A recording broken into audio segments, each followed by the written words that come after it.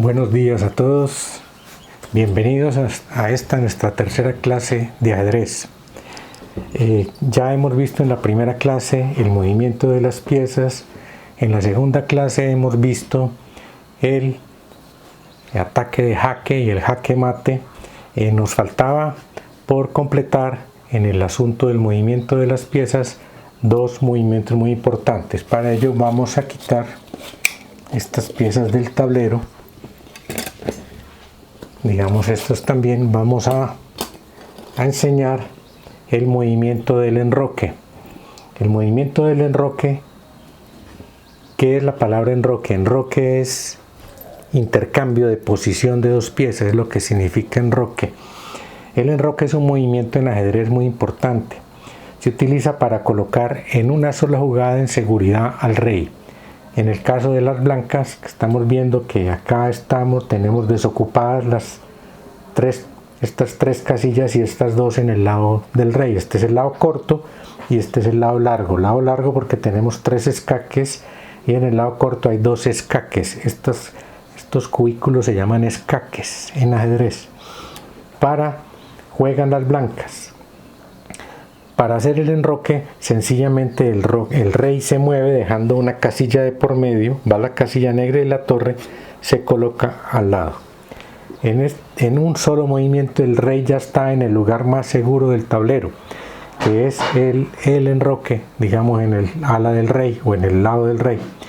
También existe la posibilidad de hacer el enroque al lado de la dama. Este es lo que llamamos el enroque largo. El rey hace lo mismo, deja esta casilla de por medio, se cuadra en esta posición y la torre, no importa que esté más allá, diferente acá, se cuadra a su lado derecho, ocupando esta posición. Ese movimiento es único. Bien, ¿cuándo se puede hacer el enroque y cuándo no? El enroque se puede realizar siempre y cuando se cumplan estas condiciones. Primero, que ninguna de las torres, la torre donde va a ser el enroque, se haya movido. Por ejemplo, él puede haber movido esta torre a esta casilla y decidir enrocarse al sector del rey. En este caso, ni el rey ni la torre se pueden haber movido. En cualquiera de los dos casos, el rey no debe nunca haberse movido. Aquí, como vemos, si la torre se movió, yo puedo escoger y digo, bueno, me enroco para el lado corto, me enroco de esta manera y listo. Pero obviamente ya no tengo la oportunidad de hacerlo para el lado largo. Esa es una condición única. El rey no puede haberse movido, ni la torre del enroque se puede haber movido. La segunda condición es, demos este ejemplo. El rey desea enrocarse en el lado largo. No lo puede hacer porque la dama, que está situada en esta casilla o cualquiera, o en esta por ejemplo, la dama o cualquiera, puede ser la torre, porque la torre también mueve vertical, está atacando esta casilla por donde debe pasar el rey para hacer el enroque. Entonces, según las reglas del ajedrez, eso no es permitido. La única forma sería, por ejemplo, que tuvieran, digamos, un alfil o un peón inicialmente. En este caso no hay ningún problema. Así esté la dama atacando, este peón sirve de escudo y permite que las blancas se puedan enrocar.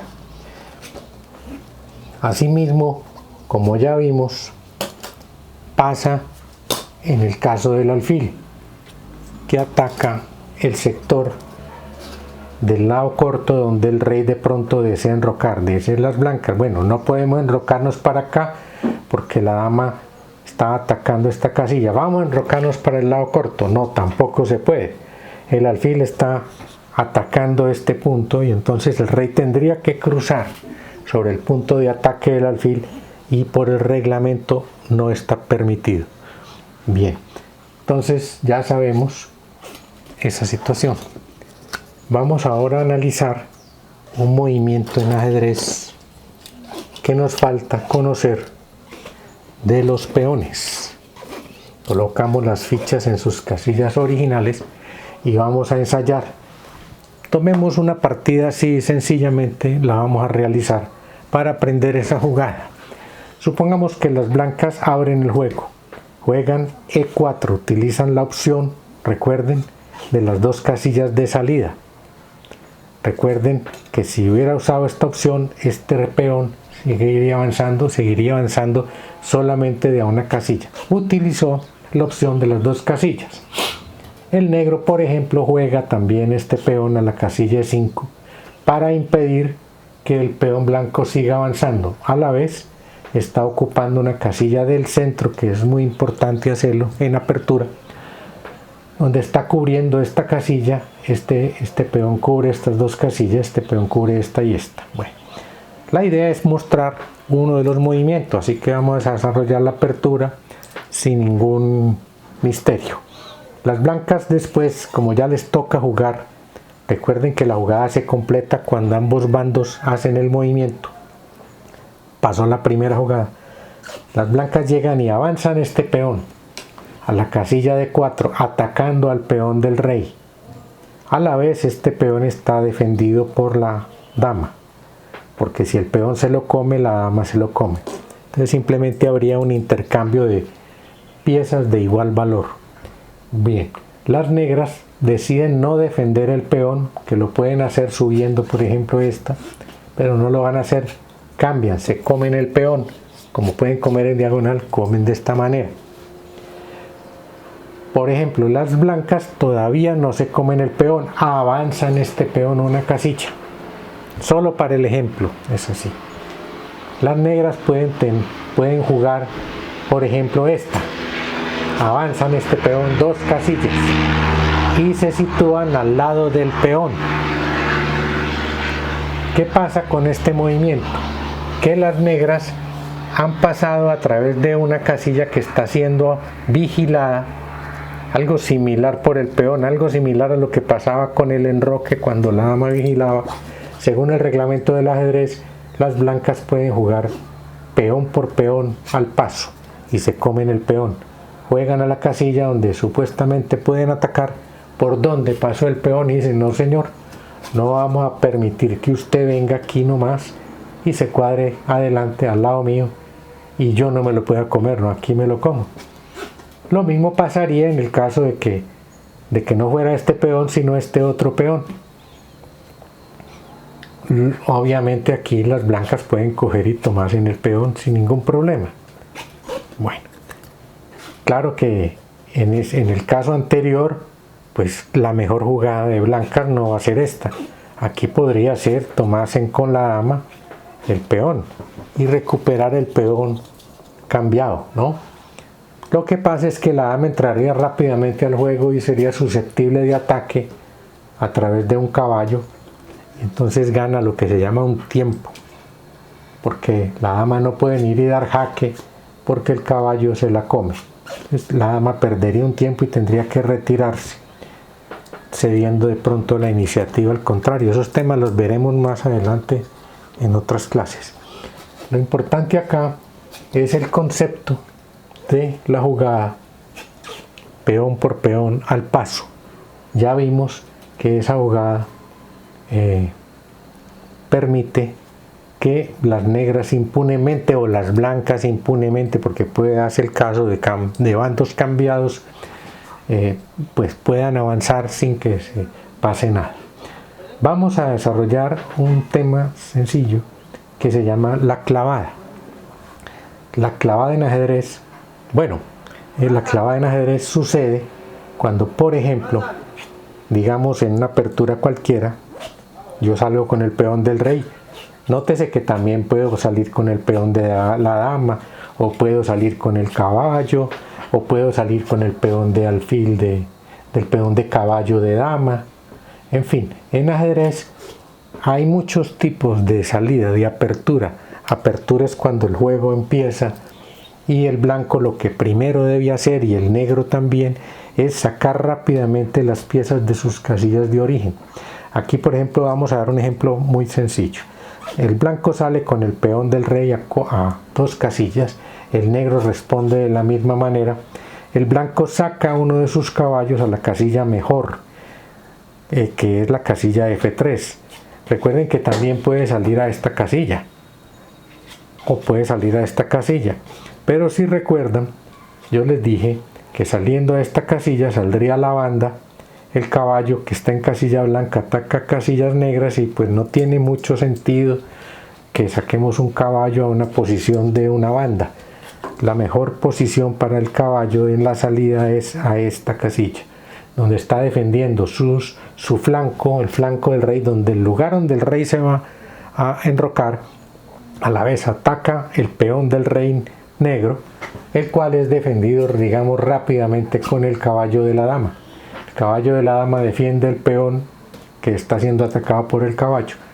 Esta es la apertura del peón rey muy común.